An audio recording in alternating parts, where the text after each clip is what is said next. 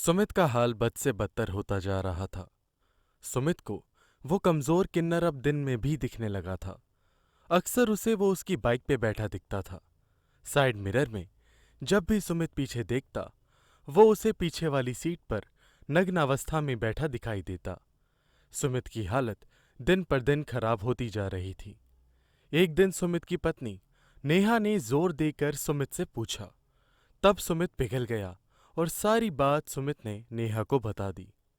नेहा के पिताजी पेशे से पुजारी थे।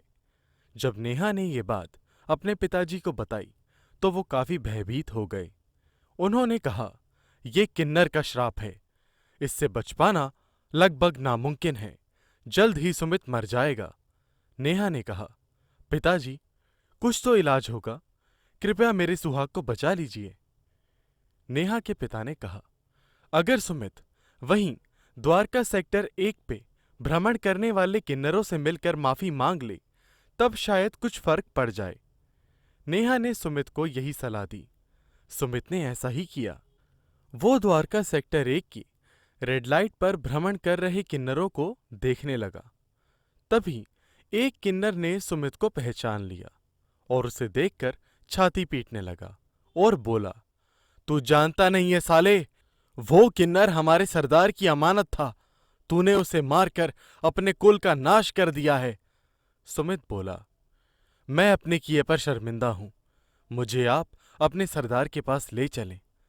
वो किन्नर मान गया और सुमित को किन्नरों के सरदार के पास ले गया, जो महावीर एन्क्लेव के एक फ्लैट में रहता है। सरदार सुमित को देखते ही भड़क गया और बोला, क्या हुआ रे? पहले तो तू हमसे दूर भागता था, अब सरदार से ही मिलने चला आया। ऊपर वाला भी कैसे कैसे दिन दिखाता है। तेरा कुछ नहीं हो सकता अब। हमें उस किन्नर के मरने का गम नहीं, गम इस बात का है कि उसके मरने से जो तुझे श्राप लगा है वो तुम्हारा कुल खा जाएगा।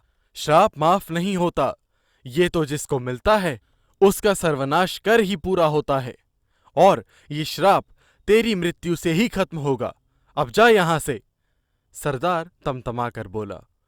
सुमित और उसके परिवार ने दिल्ली छोड़ दिया और अपने पुश्तैनी घर पर हरिद्वार में आ गए। पुश्तैनी घर पर आने से सुमित को बुरे सपने आने बंद हो गए और उसकी जिंदगी शांतिपूर्ण ढंग से व्यतीत होने लगी। 1 साल बाद सुमित को एक शिशु हुआ, पर वो शिशु अजीब था, या यूं कहें कि वो शिशु लड़का था या लड़की, डॉक्टर भी बताने में असमर्थ थे। सुमित के पैरों तले से जमीन खिसक गई। वो समझ चुका था कि उसके यहां एक किन्नर पैदा हुआ है। सुमित और उसकी पत्नी को समझ नहीं आ रहा था कि वो क्या करें। उनके पड़ोस में ही एक शमशान घाट था, जिसके वहां एक अघोरी रहता था और हमेशा ध्यान में मग्न रहता था। पड़ोसियों के आग्रह करने पर सुमित उस अघोरी के पास पहुंचा। अघोरी ने बताया कि जब तक सुमित जिंदा है तब तक उसके आने वाली पुश्तें किन्नर पैदा होंगी। अघोरी ने कहा, सुमित, तेरी मौत से जरूरी नहीं कि श्राप खत्म हो जाए, पर हां, इसका प्रभाव कम हो जाएगा, यानी कि तेरा ये शिशु अतप किन्नर रहेगा। सुमित ने कहा, बाबा, फिर इससे बचने का कुछ तो उपाय होगा।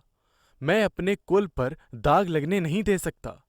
अघोरी ने कहा, एक तरीका है जिससे उस मरे किन्नर की आत्मा को शांति मिल सकती है, पर वो तेरे बस की नहीं, तू नहीं कर पाएगा उसे। सुमित ने कहा, मैं अपने बच्चे की खातिर कुछ भी करने को तैयार हूं। अघोरी हंसते हुए बोला, किन्नर बन पाओगे? सुमित ने हैरान होते हुए कहा, क्या बाबा? अघोरी ठहाके मारता हुआ बोला, तुम्हारा किन्नर बनना ही उस किन्नर की मुक्ति का द्वार है। जिस जात से तुम्हें इतनी घृणा थी, वही बनकर उस किन्नर की आत्मा को शांति दिलाएगी। अघोरी फिर बोला, जहां पर वो किन्नर मरा था, अब वहीं तेरा ठिकाना होगा। शरीर से ना सही, पर तुम्हें बाहरी तौर से अब किन्नर बनकर रहना होगा। वो दिन है और आज का दिन है।